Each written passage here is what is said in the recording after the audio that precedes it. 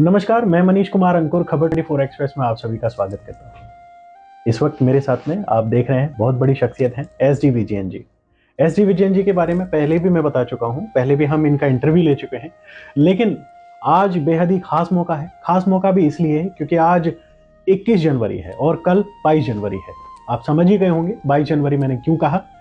कल का जो दिन है बहुत ही बेहद ही खास है और ये पूरे देश के लिए खास है। कल पूरे देश में उत्सव मनेगा, दिवाली मनाई जाएगी, एक तरह से कह सकते हैं। बहुत कुछ कल होने वाला है। तो सर स्वागत है आपका खबर 24 एक्सप्रेस में। ये देश के लिए नहीं, पूरे विश्व के लिए। जी जी, पूरे विश्व के लिए, क्योंकि सभी जगह हिंदू तो हैं। जी जी बिल्कुल, पूरे विश्व में हिंदू हैं। जी जी, बाकी सबके लिए भी है, लेकिन विशेष तौर पर हिंदुओं के लिए तो है। बिल्कुल हिंदुओं के लिए है। खैर, आपको आज हमने चर्चा में सर इस वजह से भी शामिल किया है क्योंकि आप जो खैर हम बताना चाहेंगे, जो राम मंदिर बन रहा है, भव्य राम मंदिर अयोध्या में, उसमें जो कार सेवक की भूमिका निभा चुके थे उनका बहुत बड़ा रोल है। क्योंकि अगर वो नहीं होते तो 1992 में जो बाबरी मस्जिद थी, बाबरी मस्जिद ध्वस्त नहीं होती और श्री राम का जो भव्य मंदिर बन रहा है वो नहीं बन रहा होता। तो इसी को लेकर हम चर्चा करेंगे। तो विजयन जी बहुत बहुत स्वागत है। मैं दोबारा से स्वागत कर लेता हूँ आपका। धन्यवाद। हाँ, तो सर थोड़ा सा हमारे दर्शकों को बताएं, क्योंकि जिन जिन की भी भूमिका रही है श्री राम के मंदिर में उनको सबको दिखाया जा रहा है। तो खैर बहुत बड़ा चेहरा है, आते नहीं है जल्दी से मीडिया के सामने। कई मीडिया वालों ने इनको बोला कि आप श्री राम मंदिर पे बोलिए, लेकिन नहीं बोलते हैं। फिर दोबारा से हमने इनको आग्रह किया, विनती की बार बार, तो फिर से बोलने के लिए तैयार हुए हैं। सर श्री राम मंदिर में आपका भी बहुत बड़ा योगदान है, भले बनाने में छोटा सा योगदान, सब छोटा सा योगदान नहीं कहेंगे। जी जी, कार सेवक के नाते में वहां गया था। हाँ। दूसरा क्या है कि अभी आपने कहा कि अगर कार सेवक ना होते तो अभी श्री राम मंदिर का निर्माण नहीं हो रहा होता। जी, मैंने 2015 में सोशल मीडिया में लिखा था कि 21वीं सदी सनातन की सदी है। जी, भगवा विश्व में विश्व ध्वज बनकर लहराएगा। साथ में मेरा ये उसके सपोर्ट में मेरे पास कोई बहुत ज़्यादा तथ्य नहीं थे, कोई लॉजिक्स भी नहीं थे, बस मन में एक भाव आया कि, और ये विश्वास पूरा था कि ये जो मैं लिख रहा हूँ ये सच होकर रहेगा। ये अंदर की कोई आवाज़ थी और आज वैसा वातावरण पूरे विश्व में बन भी रहा है। जी, तो मैंने ये भी कहा था, साथ में लिखा नहीं था इसको, चर्चा में कहा कहीं कि कुछ लोगों को चुना गया है।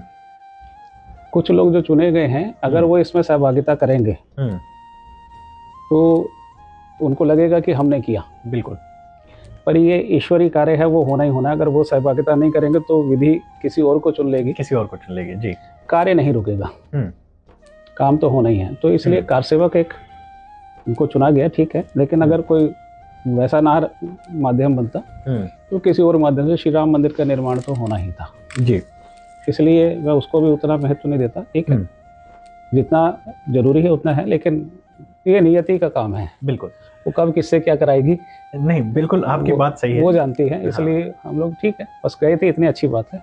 देखिए, कार्यक्रम जो था, विश्व हिंदू परिषद, भाजपा और बजरंग दल और भी कई सारे दल थे जिनका कार्यक्रम था, लेकिन किसी ने भी नहीं सोचा था। आज का जो दौर है वो सोशल मीडिया का दौर है।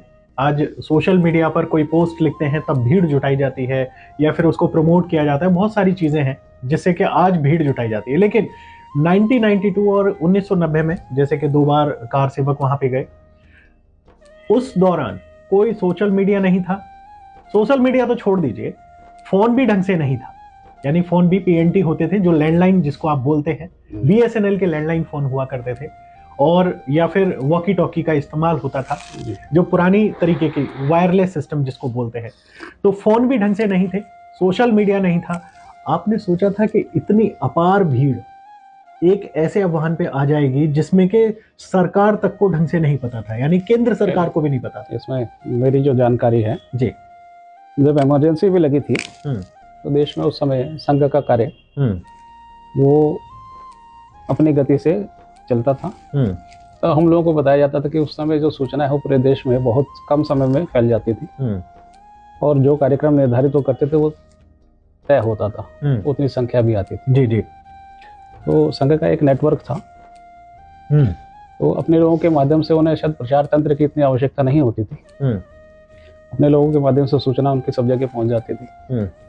तो ये संघ अगर उसमें सहभागिता नहीं करता तो शायद इस तरह का आयोजन नहीं हो पाता। बिल्कुल नहीं, आपकी बात से सहमत है, लेकिन उसके बावजूद भी इतनी जल्दी, और वो भी बिना यानी कि एक होता है ना कि केंद्र सरकार को ना पता लगे या सरकारी एजेंसियों को ना पता लगे, ऐसी चीजें नहीं कि सरकारी एजेंसियां भी वहां पे फेल हो गई, उनको भी नहीं पता लग पाया कि ऐसा कुछ होने वाला है अयोध्या में। ऐसा होता है जी, बहुत बार होता है। अच्छा, नहीं तो एक ये चीज है ना, अभी जो मिस्र की क्रांति हुई उसमें एक पोस्ट आई थी सोशल मीडिया पे, उससे वो क्रांति हो गई। देखिए, मैंने कई देशों की सरकारें पलट गई। बिल्कुल सही बात है, लेकिन तो मैंने जैसे आपसे कहा कि सोशल मीडिया का जमाना ही नहीं था उसमें, फेसबुक, ये आपका ऑरकुट, ट्विटर, ये सब कुछ नहीं था। आज जो संघ है उसका भी संपर्क का माध्यम में टेक्नोलॉजी आ गई है। उस समय व्यक्तिगत संपर्क बहुत होता था। जी जी जी, बिल्कुल। तो वो इतना तेज तक उसका प्रचार प्रसार होता था, वो किसी को शायद नहीं पता चलता था। देखिए आपने, हाँ मैं मान सकता हूँ इस चीज को। आपने अयोध्या में माहौल देखा, आपने अपनी आंखों से देखा, आप प्रत्यक्षदर्शी थे उस वक्त। कैसा माहौल था, थोड़ा सा हमारे दर्शकों को बताएं। अच्छा था। हम लोग जब यहाँ से निकले हैं तो ट्रेन में निकले थे जी। हमारे पास कुछ चने और कुछ और चीज़ें थी, भुने हुए चने जी। तो एक कार सेवक की पहचान हो गई थी पुलिस वालों के लिए। हाँ, भुने हुए चने जिसके बैग में अगर चने निकले तो पक्का वो कार सेवक है, इसको उतार लो। अच्छा। तो हमारे साथ के कई लोग उतारे गए। हम लोग लखनऊ से पहले वो लोग उन्नाव जेल में डाल दिए गए। तो हम लोग खैर आगे चले गए। मेरे साथ क्या हुआ, मैं ट्रेन में था तो साथ में एक पीटीआई का फोटो जर्नलिस्ट था जी, वो क्रिश्चियन था। तो उसने पूछा कहाँ जा रहा हूँ, मैंने कार सेवा करने जा रहा हूँ। अच्छा, मैं उससे इंग्लिश में बात कर रहा था। तो पुलिस वालों को लगा ये बेचारे अंग्रेजी बोल रहे हैं, कार सेवक नहीं होगा। पढ़ा लिखा कैसे हो सकता है? ये नहीं कहूँगा पढ़ा लिखा कार सेवक नहीं हो सकता, लेकिन पुलिस वालों के पुलिस के मुताबिक उनकी एक ऐसे सोच है कि ये शायद कुछ अलग टाइप के लोग। जी। तो हम लोग आराम से चर्चा करते और चर्चा भी राम जन्मभूमि पे कर रहे थे। और वो कोई नहीं सुनेगा, लोग यही सुनेंगे कुछ अंग्रेजी में बोल रहे हैं। तो ये कुछ अलग टाइप के लोग हैं। जी जी जी। तो उससे मेरे पास आए, कई बार पुलिस वाले आए, साथ से गुजरे, लेकिन किसी ने पूछा नहीं भाई कौन हो, कहाँ जा रहे हो। तो वो एक बचाव हो गया। तो उसने पूछा, कहा कि भाई आप जा रहे हो वहाँ पे, उससे तो हिंसा फैलेगी। मैंने कहा बिल्कुल फैलेगी। बोले दंगे होंगे, मैंने कहा बिल्कुल निश्चित रूप से होंगे। बोला देश का माहौल बिगड़ेगा, मैंने कहा बिगड़ेगा, मुझे पता है इसीलिए जा रहा हूँ। नहीं तो माहौल बिगाड़ने गए थे आप या माहौल को सुधारने गए? नहीं, तो मैं आ रहा हूँ उस विषय पे। ऐसा मैंने कई जगह स्वीकार किया कि हम जो कर रहे हैं उससे ये सब चीजें होंगी। साथ में मेरा कहना था कि क्या हमारे नहीं जाने से भी ये नहीं होगा? जी, हम नहीं जाएंगे तो भी ये जो वातावरण बन रहा है उसमें दंगे भी होंगे, हिंसा भी बढ़ेगी। लेकिन अगर हम उसको अपने हाथ में विषय को ले लेते हैं तो फिर ये कंट्रोल रहेगा, नियंत्रित रहेगा। बिल्कुल। तो मेरा तर्क ये था कि हम जो जा रहे हैं वो पॉजिटिव सोच के साथ जा रहे हैं। हम माहौल खराब करने नहीं जा रहे, माहौल बनाने, हम माहौल को अपने हाथ में लेने जा रहे हैं ताकि वो नियंत्रण में रहे। और उससे अगर टल सकता है तो शायद हम लोग पहले ऐसा कोशिश करते, लेकिन टलना नहीं, ये तो पता था। ऐसा लगा कि आपको माहौल नियंत्रण में रहा? हाँ, जितना बिगड़ सकता था उससे ज्यादा शायद तो नियंत्रण में रहा नहीं, लेकिन मेरे नियंत्रण होते होते ही आज ये स्थिति बनी है कि आज जो देश में श्री राम का भव्य मंदिर बन रहा है, मंदिर भी बन रहा है। उसके अलावा जो भारत का विश्व में एक संदेश जा रहा है, पॉजिटिव संदेश, सकारात्मक, ये भारत जो है विश्व के लिए, कल्याण के लिए सोचता है, शांति की तरफ सोचता है। ये जितने भी संदेश हैं वो इसलिए जा रहा है कि उस समय ये माहौल बना, उसका एक योगदान है उस माहौल का। खैर, उसकी वजह से ऐसे लोग आए ना जो आज कुछ एक माहौल बना रहे हैं पूरे विश्व में। चलिए, खैर मान सकते हैं। थोड़ा सा कठोर सवाल है जो हो सकता है, कठोर सवाल तो नहीं कह सकते, खैर इसको थोड़ा सा अलग तरीके से कह सकते हैं, कटु कह लीजिए। हाँ, कटु कह सकते हैं इसको। देखिए, श्री राम मंदिर बन रहा है, भव्य मंदिर बन रहा है, और जो हमारे 4 शंकराचार्य है, देखिए शंकराचार्य की जो भूमिका है हिंदू धर्म में, सनातन धर्म में, वो बहुत ऊपर रहती है। कहा जाता है कि जो शंकराचार्य हैं वो हिंदू धर्म में सर्वोच्च स्थान रखते हैं, 4 शंकराचार्य। आज के वक्त में शंकराचार्य को सोशल मीडिया पर गालियां दी जा रही हैं, रीजन आपको पता ही है, आप देखते होंगे, पढ़ते होंगे। इस पे शंकराचार्य भी अपना दुख व्यक्त कर चुके हैं। दुख ये है उनका कहना है कि देखिए, हम सनातन संस्कृति को बचाने के लिए पूरी तरह से तत्पर रहते हैं, और आज एक किसी के भी कहने पे या कुछ भी आप सोच लीजिए, हमें गालियां दी जा रही हैं, हमें वहां पे बुलाया नहीं जा रहा है, हमें इनविटेशन नहीं भेजा। तो शंकराचार्य का जो दर्द है जी, या जो शंकराचार्य की जो उपेक्षा हो रही है, तो इससे आप कितने सहमत हैं? इस पे हम आपका जवाब चाहते हैं। निसंकोच निसंदेह जो है उनका स्थान सर्वोच्च है जी। अगर उस समय और कुछ मतांतर जो थे हमारे, उनका भी स्थान, जैसे रामानुजाचार्य हैं, माधवाचार्य हैं, वो लगभग समकक्षी रहा। तो अलग अलग उनकी जो परंपरा देखेंगे तो उनके समकक्ष लोग हैं, लेकिन एक ऐसा स्थान उनका बन गया कि उनको सर्वोच्च हम कहते हैं, मानते हैं। और ये भी सच है कि हिंदू धर्म में इस तरह के सर्वोच्च स्थान होने आवश्यक हैं जी। क्योंकि अगर आप बागडोर किसी के हाथ में देना चाहते हैं जिम्मेदारी, तो किसको देंगे? तो शंकराचार्य हमारे पास पहले से उनके पद उपलब्ध हैं और अच्छे योग्य व्यक्ति उपलब्ध हैं। वही वैसे जैसे क्रिश्चियन में पॉप होते हैं, तो इसलिए स्वाभाविक है उनकी स्थिति को कमजोर नहीं होना चाहिए, ना किसी को करना चाहिए। और बल्कि मैंने संघ के एक बड़े अधिकारी उनसे कहा भी था कि हम कोशिश करेंगे चारों शंकराचार्य एक मंच पर आए। थोड़ा सा मुश्किल है, लेकिन कहा तो होगा वो। अगर वो मुंह से निकले हैं वचन तो मिथ्या नहीं जाएंगे। लेकिन चारों शंकराचार्य नाराज हैं इस पर, एक नहीं। नाराजगी उसका कारण है, वो शास्त्र के अनुसार बात कर रहे हैं। अभी का विषय श्रद्धा का है। शास्त्र के विषय में सामान्य हिंदू को जानकारी नहीं है, उसको पता ही नहीं कि शास्त्र का क्या विषय है। उसके पास तो श्रद्धा है। बिल्कुल सही बात है। और मैं उसमें बहुत ज़्यादा नहीं जाना चाहूँगा, क्योंकि मुझे नहीं लगता मेरी वो स्थिति है कि मैं उस पर चर्चा ज़्यादा करूँ।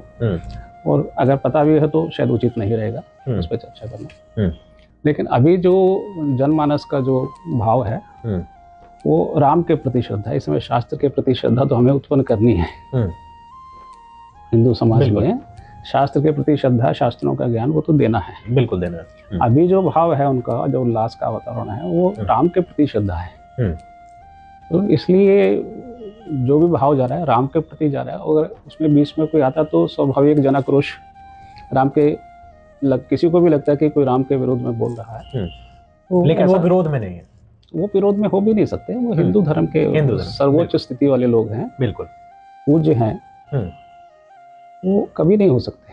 उनका सब कुछ जो नाराजगी है वो दूर करने की कोशिश करनी चाहिए। कुछ ऐसे विषय हो सकते हैं, उसको बाद में देखा जा सकता है। अभी के लिए उसको थोड़ा भूल करके जो अभी का वातावरण है उसको पूरा किया जाए।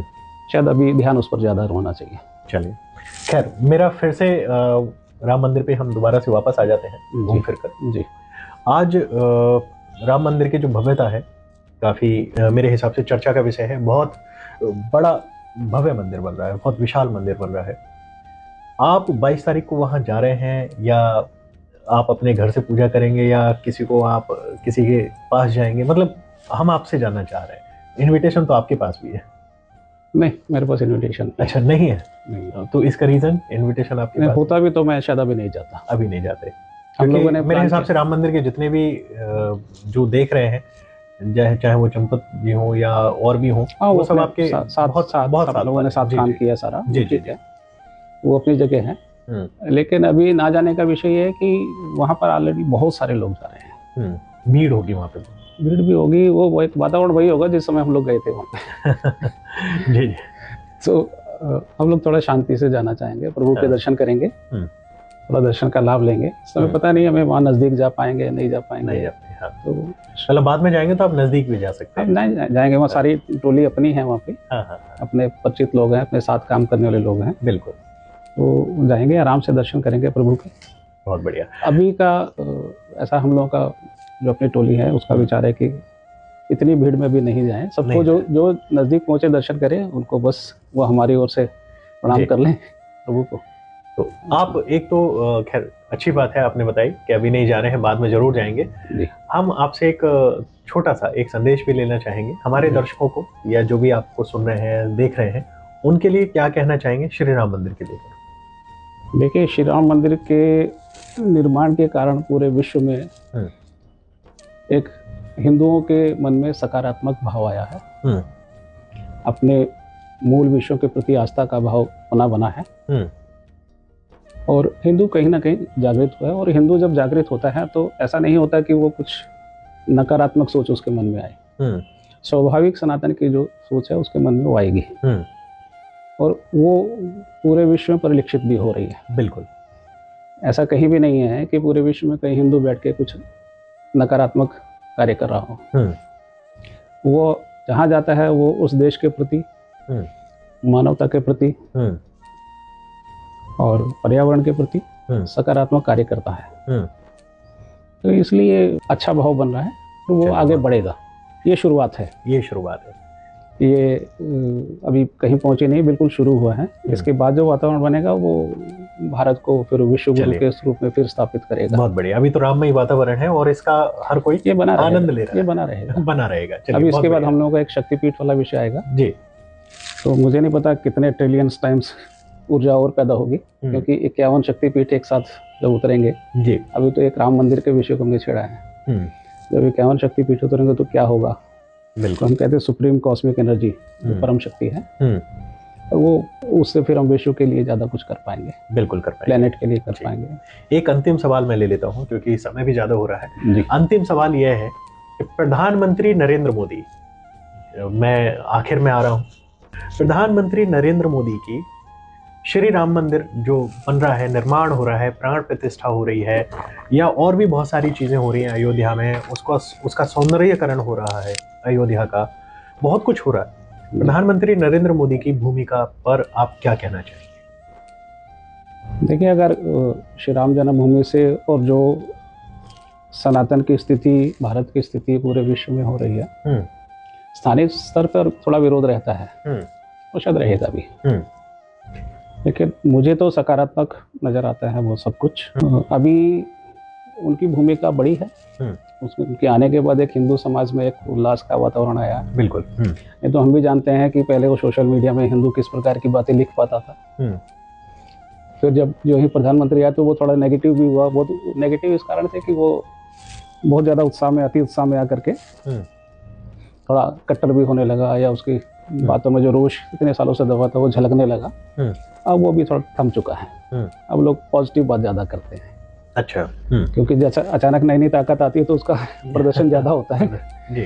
तो उस समय कुछ नज़र आया, लेकिन अब लोग संभल चुके हैं। तो मुझे ऐसा लगता है कि मोदी जी को अभी, ये मोदी जी का जादू है सब, उनका बड़ा योगदान है। बड़ा योगदान है, जादू नहीं कहेंगे।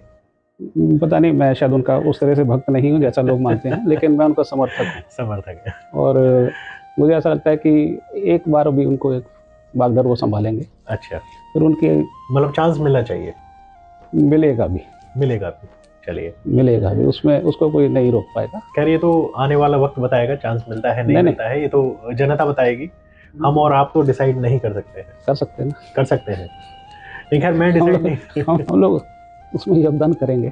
अच्छा, योगदान करेंगे। हाँ, निश्चित रूप से करेंगे। कोई राजनीतिक कारण नहीं योगदान करने का। मुझे तो खैर बहुत सारी चीजें पता है आपके बारे में जो खैर नहीं बता सकते, कुछ प्रोटोकॉल भी है, लेकिन हाँ इतना जरूर है, अगर आपने बोल दिया है तो कुछ ना कुछ होगा।